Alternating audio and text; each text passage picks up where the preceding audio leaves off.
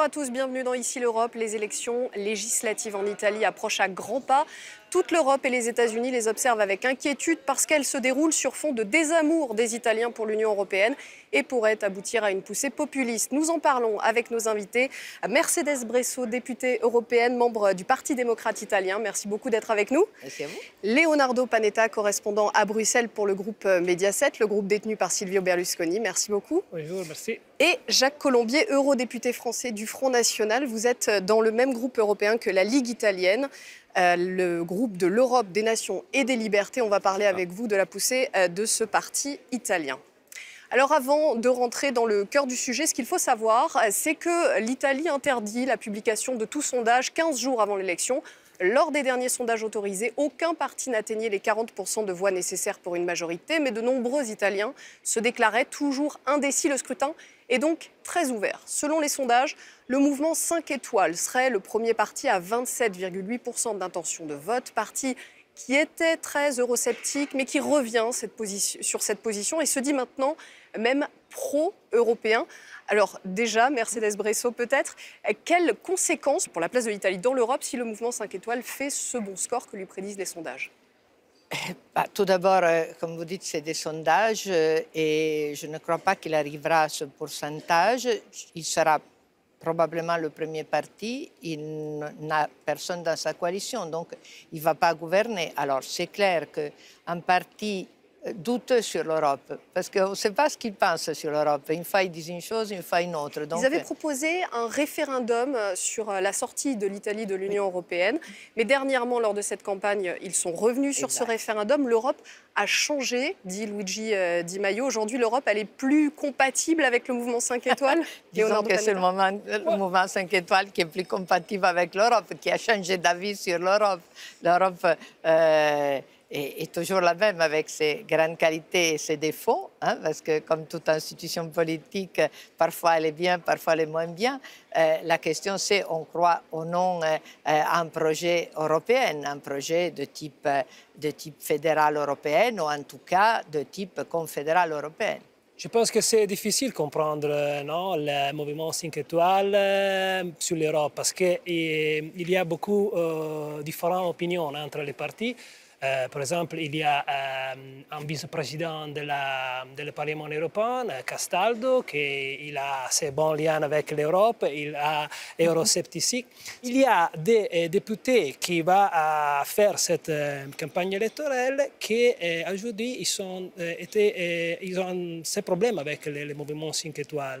Peut-être qu'il va gagner ces députés, mais puis il va sortir des mouvements 5 étoiles. Alors oui, ce que dit le candidat au poste de président du Conseil, du chef du gouvernement italien, est assez peu clair sur les alliances. C'est-à-dire que le mouvement 5 étoiles refuse toute alliance, mais en même temps veut être écouté, serait prêt à être dans une alliance de concept. Alors, est-ce que c'est possible d'avoir, au lendemain des élections, une coalition qui comprendrait le mouvement 5 étoiles? Je pense que c'est très difficile parce que le mouvement 5 étoiles, c'est le premier parti. La seule coalition possible, c'est entre le mouvement 5 étoiles et la Lega Nord, aujourd'hui Lega italienne. Ça, ce serait le pire des scénarios pour l'Europe.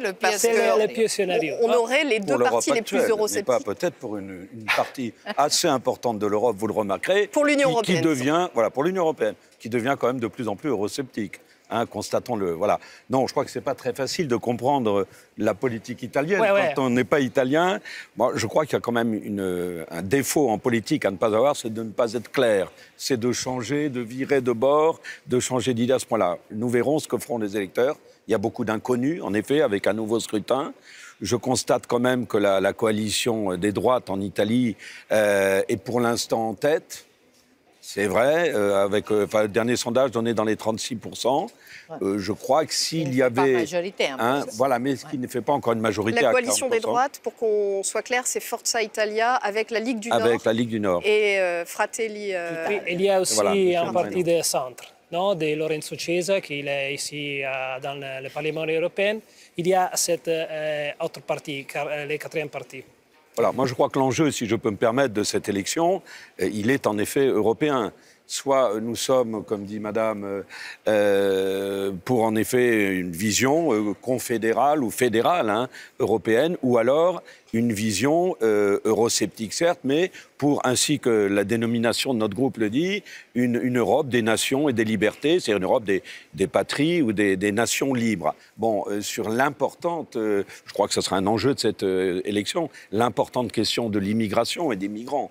En Italie, je sais si c'est important. On va en parler, mais avant de passer à cette question-là... Je crois qu'il faut rappeler les vrais enjeux. Voilà. Pour poser les bases de ce vote, quelle est la part du désamour des Italiens pour l'Union européenne dans les intentions de vote telles qu'elles s'affichent aujourd'hui? Alors, selon une enquête du Centre Kantar, 46% des Italiens se disent convaincus aujourd'hui que leur pays pourrait faire mieux en dehors de l'Union européenne. Il y a 6 ans, il n'était que 29% à le penser. C'est quand même une défiance vis-à-vis de l'Union européenne qui est importante. Oui. En réalité, si on regarde les données un peu dans tous les pays, on a une radicalisation des positions sur l'Europe. C'est-à-dire les pro-européennes sont beaucoup plus pro-européennes qu'à Macron en France, qu'à Renzi, qu'à aussi Berlusconi, en Italie. Les anti-européennes sont beaucoup plus contre. Et donc, ils entraînent avec eux une partie des électeurs. Je crois que c'est le signal que l'Europe, maintenant, compte beaucoup dans notre futur, dans notre présent, dans notre politique. Et donc, que comme partout, on est 50-50. Comme dans nos États, on est 50-50, on est 50-50 aussi en Europe. Donc, c'est donne une grande responsabilité aux forces pro-européennes. Et pour répondre à votre première question, il n'y aura pas un gouvernement Ligue Nord 5 Stelle. Ça, vous pouvez être sûr. Là, je peux vous assurer que ça n'arrivera pas. Alors, pour reparler parce qu'ils n'auront pas les nombres pour faire un gouvernement.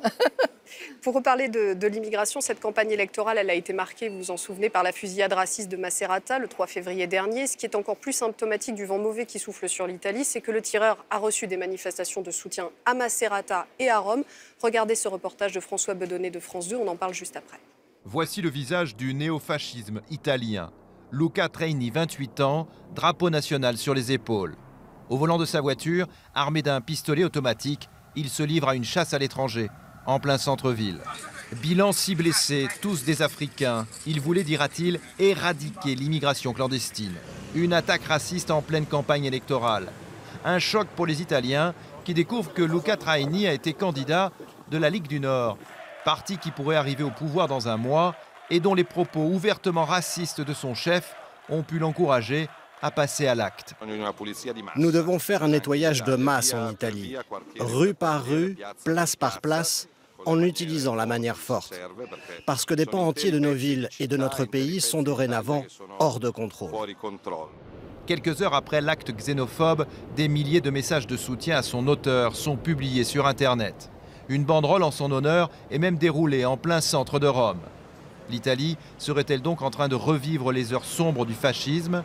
Les experts pensent que le pays n'a jamais vraiment tourné la page. On ne peut pas parler de retour du fascisme, ce n'est pas correct. Parce qu'au cours des 50 dernières années, cette idéologie a toujours eu la faveur d'une partie des Italiens. La campagne électorale ne fait que libérer la parole et exacerber cette position extrême. La droite modérée se lance elle aussi dans des diatribes anti-étrangers, à l'image de Silvio Berlusconi, l'homme clé de cette élection. Il va falloir identifier les 600 000 clandestins présents en Italie. Les citoyens devront les dénoncer aux forces de l'ordre qui procéderont à leur expulsion. Et cette atmosphère hostile aux migrants est favorable à la coalition de la droite et de l'extrême droite. Elle caracole en tête avec 8 points d'avance sur les populistes du mouvement 5 étoiles. Alors, Monsieur Colombier, je vous voyais réagir. Ça a été quand même une difficulté dans la campagne de la Ligue du Nord d'avoir un de ses anciens candidats au communal en 2017. Prudent, j'en arrive à me demander s'il n'y a pas eu une manipulation d'un tel acte à quelques semaines du scrutin. Mais quoi qu'il en soit, ce genre de fou, j'allais dire malheureusement, a souvent existé. On ne peut pas approuver, bien entendu, ce genre d'acte.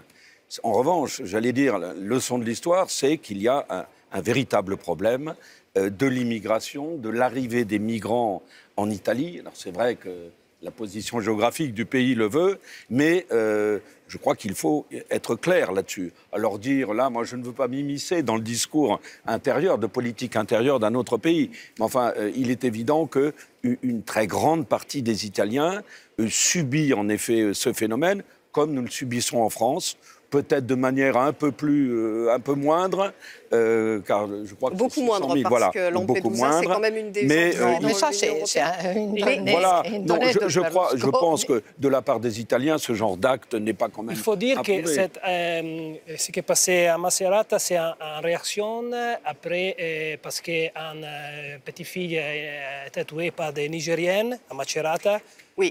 Alors, ainsi, Luca Traini a dit pouvoir venger une jeune fille qui avait été effectivement tuée. Néanmoins, ce qui est l'immigration, cette question de l'immigration, elle a pesé sur ces élections italiennes. Elle continuera de peser. Oui. Moi, je voudrais quand même rappeler qu'en ce moment, en Italie, le solde migratoire est négatif. Il y a plus d'Italiens qui émigrent que d'étrangers qui viennent en Italie à cause de la crise, et que c'est seulement notre gouvernement qui a su mettre en place, non seulement pour l'Italie, mais pour toute l'Europe, un mécanisme qui progressivement contrôle les réfugiés et les migrants, les aides au rapatriement de ceux qui ne sont pas des réfugiés mais qui sont des migrants qui sont illégitimes, et qui est en train de stabiliser progressivement avec les temps qui sont nécessaires, mais les flux vers l'Europe et non seulement vers l'Italie. Donc je crois que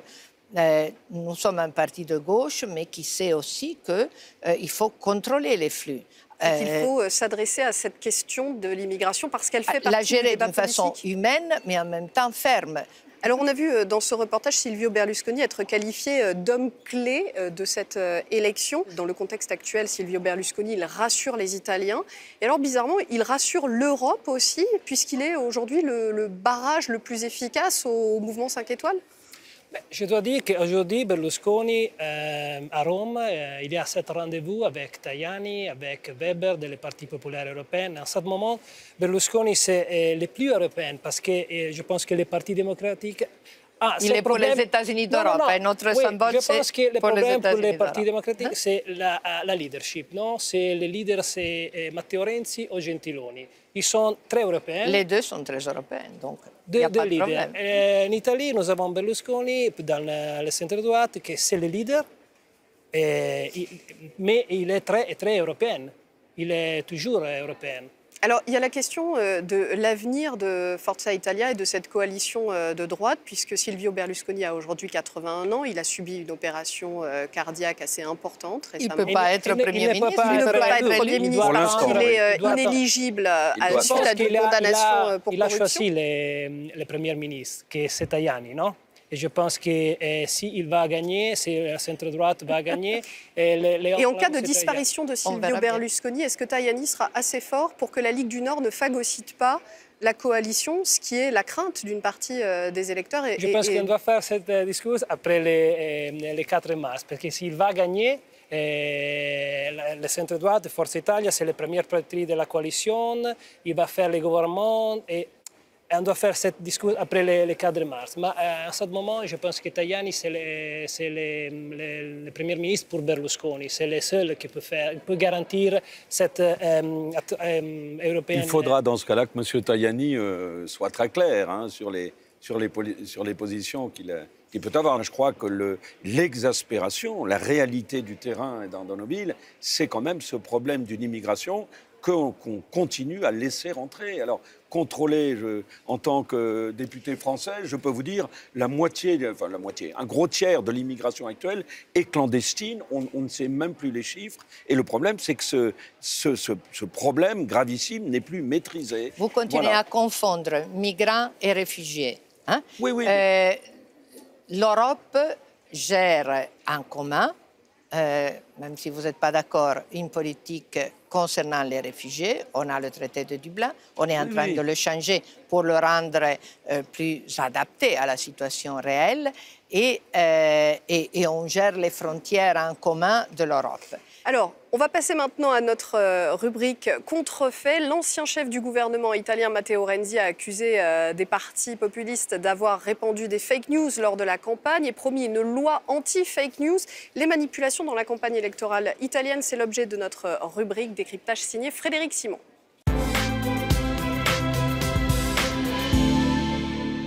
Depuis le début de la campagne électorale en Italie, des vidéos et photos manipulées ont circulé sur les réseaux sociaux. À tel point que la question des fake news est devenue un thème de campagne à part entière. Le leader des sociodémocrates, Matteo Renzi, a inclus dans son programme un projet de loi pour lutter contre la désinformation. Il a également appelé Facebook à lutter contre le phénomène à l'approche des élections. Parmi les fake news qui ont été le plus largement partagées sur le web, il y a cette photo d'une secrétaire d'État italienne prise à des funérailles faussement présentées comme étant celle d'un parrain de la mafia. Ou bien cette vidéo dans laquelle une fausse traduction fait dire à Vladimir Poutine que l'échec de l'Italie aux qualifications pour la Coupe du Monde de football est la faute du gouvernement italien.